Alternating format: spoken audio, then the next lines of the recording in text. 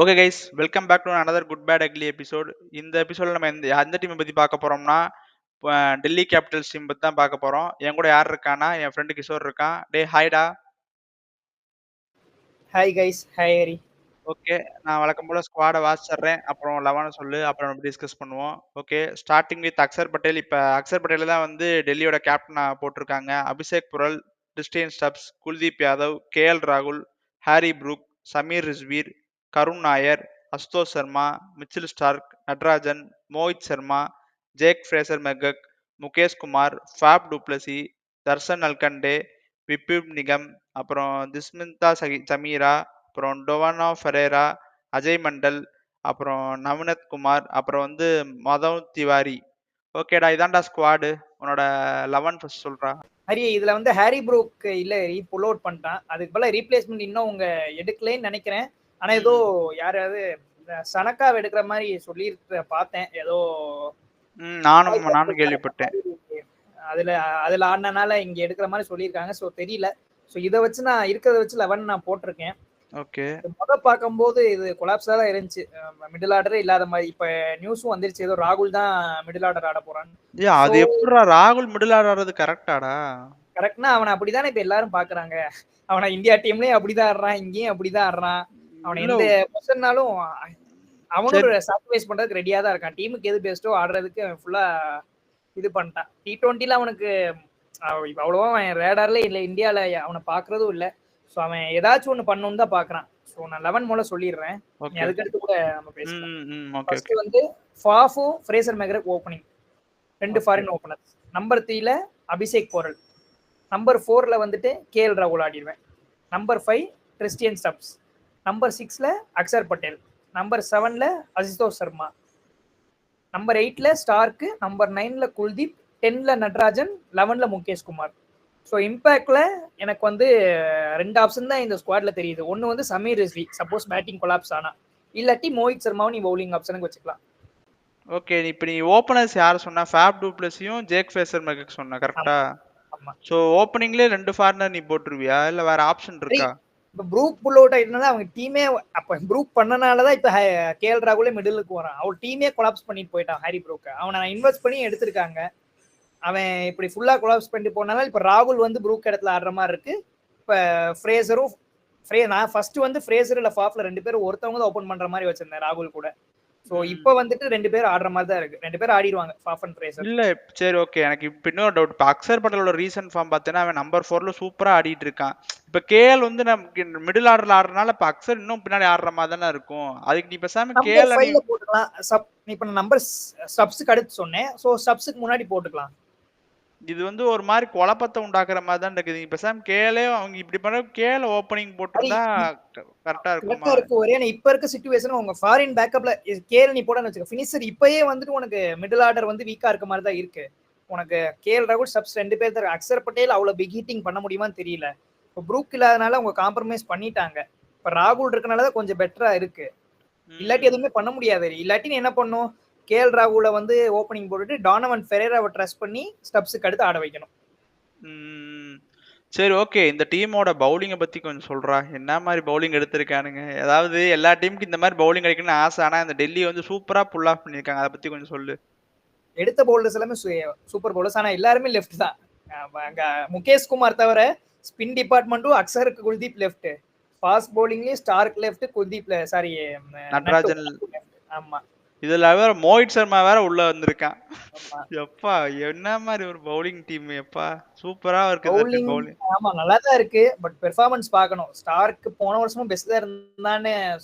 Final அந்த குவாலிஃபயருக்கு அப்புறம் வந்தான். ஓகே சீசன் தான் போன வருஷம். முகேஷ் குமார் ஓகே நல்லா போட்டுட்டு இருக்கான்.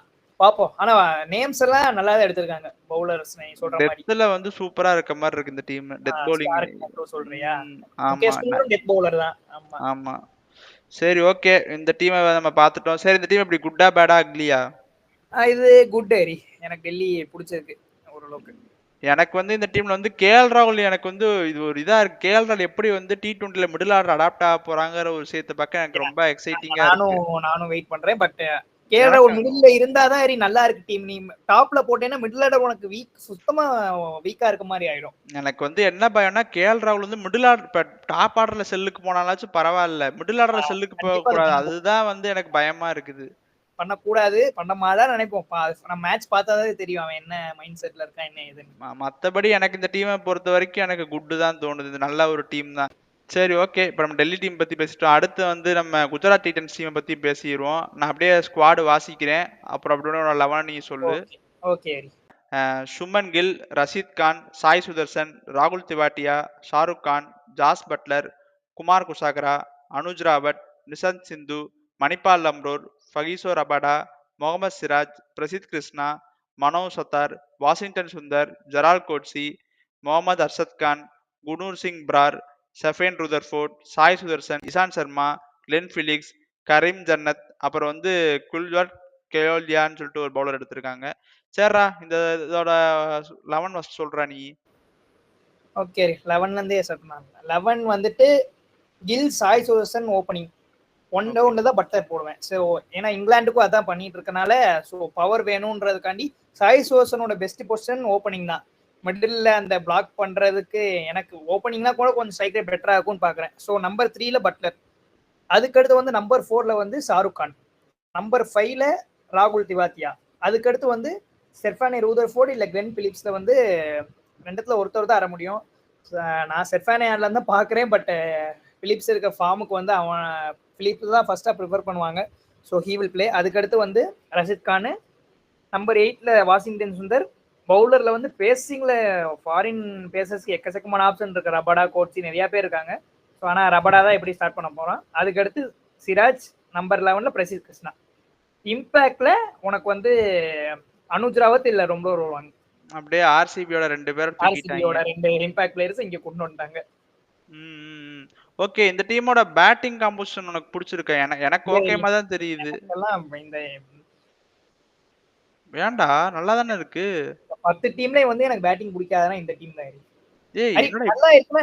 டாப் 3 வந்து செம சாலிட். கில்லு, பட்லர், சாய் சுதர்சன். அதுக்கடுத்து நீ யாரை நீ ட்ரஸ்ட் பண்ணுவ? ஷாருக் கான் நம்பர் இன்னும் ஐபிஎல்ல அரையவே ஆகல.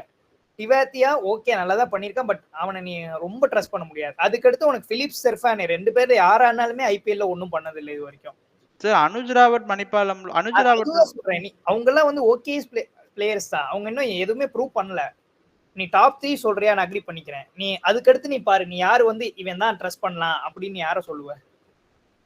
கரெக்ட் தான். அது ஒரு பாயிண்ட், யோசிக்க வேண்டிய ஒரு பாயிண்ட். சரி, ஓகே. இந்த டீம் ஸ்பின்னர்ஸ் பத்தி இப்ப வாஷிங்டன் சுந்தர் சேர்ந்திருக்கான். அத பத்தி என்ன நினைக்கிற? அந்த இன்க்ளூஷன், வாஷிங்டன் சுந்தரோட இன்க்ளூஷன்.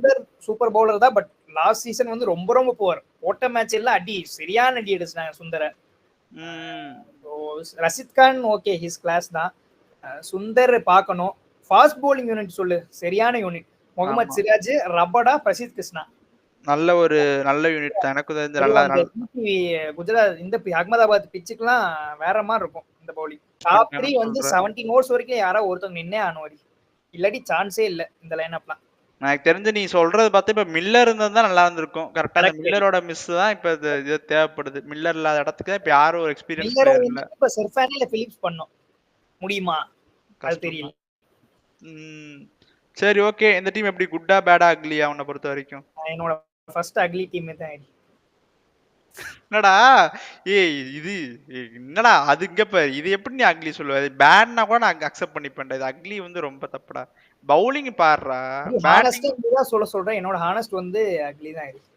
இல்ல பேட்டிங் மாதிரி கீ வந்து இது கொஞ்சமாவது இருக்கணும். ரினி கில்லும் சுதர்சன் 2 பேருமே வந்து உனக்கு அந்த எக்ஸ்ப்ளோசிவ் ஸ்டார்ட் கொடுப்பாங்கன்னு தெரியல.